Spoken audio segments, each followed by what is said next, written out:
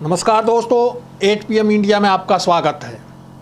आगामी लोकसभा चुनाव को लेकर देश में दो ध्रुवीय राजनीति शुरू हो गई है। बीजेपी विरोधी विपक्षी दलों की एकजुटता की कवायद को देखते हुए सत्तारूढ़ एनडीए गठबंधन ने भी अपने भूले बिसरे पुराने सहयोगियों की सुध लेनी शुरू कर दी है। 19 जुलाई को दोनों ही गठबंधनों ने बैठक करके अपनी ताकत का प्रदर्शन किया। विपक्षी दलों की एकजुटता के लिए बेंगलुरु में हुई बैठक में कांग्रेस, समाजवादी पार्टी, तृणमूल कांग्रेस, जदयू, आरजेडी, शिवसेना, उद्धव गुट, एनसीपी, शरद पवार गुट, आम आदमी पार्टी और वामपंथी दलों समेत कुल 26 पार्टियां शामिल हुई। इस गठबंधन का नाम इंडिया यानी Indian national developmental inclusive alliance रखा गया। वहीं बीजेपी नीत एनडीए ने भी उसी दिन बैठक करके 38 दलों के साथ होने का दावा किया। एनडीए की ये बैठक प्रधानमंत्री नरेंद्र मोदी के दूसरे कार्यकाल की पहली बैठक है। प्रधानमंत्री नरेंद्र मोदी कांग्रेस रहित भारत का नारा देकर न केवल विपक्ष रहित भारत बनाने में लगे थे, बल्कि एनडीए के सहयोगी दलों को भी तोड़फोड़ करके अपनी ताकत बढ़ा रहे थे। बहुमत का नशा उनके सिर चढ़कर बोल रहा था। तभी उन्होंने संसद में कहा था कि वे अकेले पूरे विपक्ष पर भारी हैं। बीजेपी, नरेंद्र मोदी और आरएसएस की ये खुमारी कर्नाटक विधानसभा चुनाव में हार के बाद टूटी है। वास्तविकता को समझकर ही आरएसएस ने बीजेपी नेतृत्व को चेताया कि सिर्फ हिंदुत्व और प्रधानमंत्री नरेंद्र मोदी के चेहरे के दम पर 2014 का लोकसभा चुनाव नहीं जीता जा सकता। इसके बाद बीजेपी ने रणनीति में बदलाव किए। इसके तहत पहले अपनी पार्टी के मोहरों को चुनावी लाभ के हिसाब से इधर उधर किया। वहीं अरसे से उपेक्षा झेल रहे एनडीए के सहयोगियों की सुध लेने के साथ छोटे छोटे दलों को अपने खेमे में शामिल करवाकर ताकत बढ़ानी शुरू कर दी। विपक्षी दलों में सेंध लगाने में ईडी, आईटी और सीबीआई का दबाव बेहद कारगर साबित हुआ। इस कवायद में बीजेपी और आरएसएस की चाल, चरित्र और चेहरे की सैद्धांतिक राजनीति को पूरी तरह तिलांजलि दे दी गई। यहाँ तक कि चंद रोज पहले प्रधानमंत्री नरेंद्र मोदी विपक्षी दलों के जिन नेताओं को नाम लेकर भ्रष्टाचारी बताकर उन्हें जेल भेजने की सार्वजनिक घोषणा कर रहे थे, उन्हीं कथित भ्रष्टाचारी नेताओं को पार्टी में शामिल करवाकर मनचाहे मंत्री पद दिए जा रहे हैं। इसका ताज़ा उदाहरण महाराष्ट्र में एनसीपी के नेता अजित पवार और उसके साथियों को राज्य सरकार में शामिल किया जाना है। इस प्रक्रिया में मोदी की भ्रष्टाचार विरोधी मुहिम की असलियत भी देश की जनता के सामने खुलकर आ गई।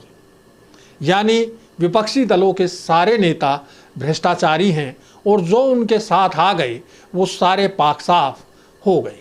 यहाँ एक बात और साफ कर दें कि एनडीए में जितने भी दल हैं उनका विचार और सिद्धांत से दूर का भी सरोकार नहीं है। उन्हें बीजेपी की विचारधारा से कोई लेना देना नहीं है। वे या तो सत्ता की मलाई में भागीदारी के लिए साथ हैं या फिर अपने भ्रष्टाचारी कारनामों के खिलाफ कार्रवाई के डर से साथ आ रहे हैं। दूसरी तरफ विपक्षी दलों के गठबंधन में शामिल दलों का भी एकता के लिए कोई वैचारिक आधार नहीं है। इनमें से कई दल तो भाजपा के साथ सरकारों में साझीदार रहे हैं, लेकिन अब वे लोकतंत्र और संवैधानिक संस्थानों को बचाने के नाम पर एकजुट हो रहे हैं। लोकतंत्र के लिए ये अच्छी बात है कि सत्ता पक्ष के साथ विपक्ष भी मजबूत हो रहा है। इसका असर संसद के मानसून सत्र में भी दिखेगा। 2019 के लोकसभा चुनाव में विभिन्न दलों को मिले वोटों का आंकड़ा देखें तो 26 और 38 दलों का दम लगभग बराबर है।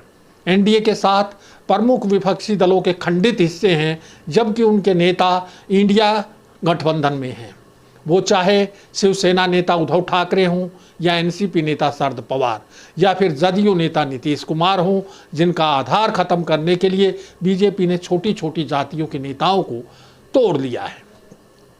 अब देखने वाली बात ये होगी कि जनता बड़े नेताओं का साथ देगी या जनमत का अपमान करके बीजेपी के साथ जाने वालों का। इसी से भाजपाई खेमे में चिंता पसरी है। चूंकि 9 साल की एंटी इनकम्बेंसी और सरकार की विफलताएं, खास तौर पर डबल इंजन सरकारों की नाकामी बीजेपी पर भारी पड़ती दिख रही है। बढ़ती महंगाई और बेरोजगारी का कोई समाधान सरकार नहीं दे पाई है। ऐसे में विपक्ष की एकजुट चुनौती से पार पाना ब्रांड मोदी के लिए सहज नहीं है। एनडीए और इंडिया दोनों ही गठबंधनों के लिए सीटों का बंटवारा सबसे बड़ा सिरदर्द माना जा रहा है।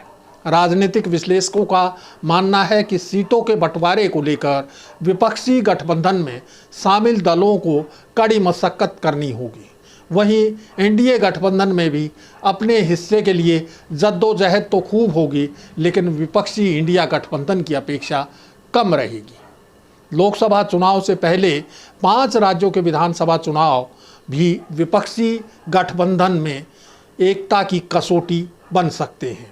हालांकि विपक्षी दलों की एकता लोकसभा चुनाव में बीजेपी के खिलाफ विपक्ष का एक ही उम्मीदवार उतारने को लेकर है। राज्यों के विधानसभा चुनाव में वे एक दूसरे के खिलाफ लड़ने को स्वतंत्र हैं, लेकिन 3 राज्यों राजस्थान, मध्य प्रदेश और छत्तीसगढ़ के विधानसभा चुनाव से एक धारणा तो जरूर बनेगी, जिसका प्रभाव लोकसभा चुनाव में भी दिखेगा। लेकिन अच्छी बात यह है कि विपक्षी दलों की एकता से सत्ता पक्ष में बढ़ती निरंकुशता की प्रवृत्ति पर काफ़ी हद तक अंकुश लगेगा। इसके अलावा 11 विपक्षी दल ऐसे भी हैं जो दोनों गठबंधनों से अलग हैं।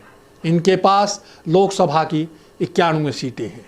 इनमें प्रमुख हैं वाईएसआर कांग्रेस, बीजू जनता दल, बीआरएस, बसपा और एआईएमआईएम। ये दल अपने स्तर पर चुनाव परिणामों को प्रभावित करने में सक्षम हैं। इनके जनाधार को देखते हुए इनकी अनदेखी नहीं की जा सकती। कुल मिलाकर 2024 का लोकसभा चुनाव बेहद दिलचस्प होगा। अब समय हो चला है आपसे विदा लेने का। जल्द फिर हाजिर होंगे नए मुद्दे और सवालों के साथ। नमस्कार।